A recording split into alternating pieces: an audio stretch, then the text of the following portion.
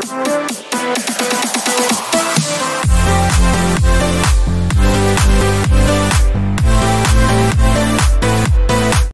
back sa ating channel mga kaibigan. At kung bago ka pa lang sa ating channel, please do like, subscribe and press that notification bell para updated ka sa mga bagong video. Cuadro Alas mga kaibigan, nagpapahiwati. Magbabalik MP na ba?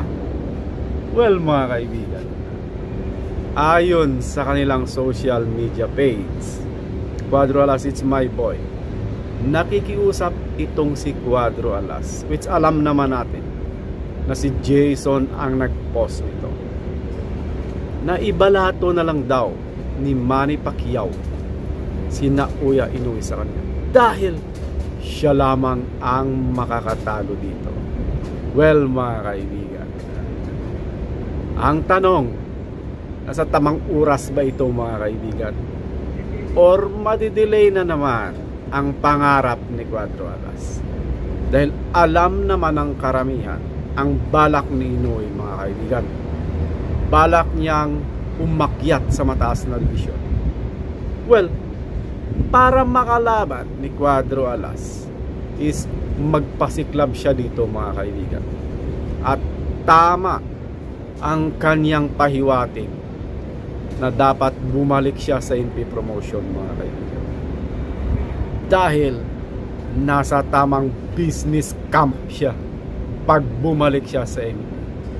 At isa pa mga kaibigan, walang promotion na nagbigay ng laban sa mga Filipino boxer maliban kay Sean Gibbons and kay Nonito Donaire rin mga kaibigan. So, ito yun mga kapatid. Sabi nga nila, ang pride ay parang underwear lang mga kaibigan. Walang mangyayari hanggat hindi mo binaba. Well, hindi natin alam kung totoo ito o baka geng-geng style lang ito ng Cuadro Alas, it's my boy. Malalaman natin yan, ang update kung ano ang sa likod ng post na to. Dahil kung professional sila mga kaibigan, idaan nila sa tamang paraan, hindi puro pagpo-post sa social media, diba? Kahit anong hamon, kahit anong galing, hanggat walang proper venue, walang proper negotiations, walang proper promotions, ang lahat ay magiging suntok sa buwan lang mga kaibigan. Well, it's a good intention, pero hindi natin alam kung anong kalalabasan, diba?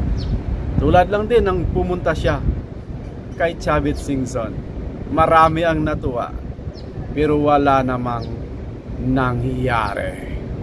So mga Cuadro Alas fans, haters at saka mga boxers, mga boxing fans, anong masasabi nyo dito mga kaibigan? Kailangan pa bang bumalik ni Cuadro Alas sa MP Promotions?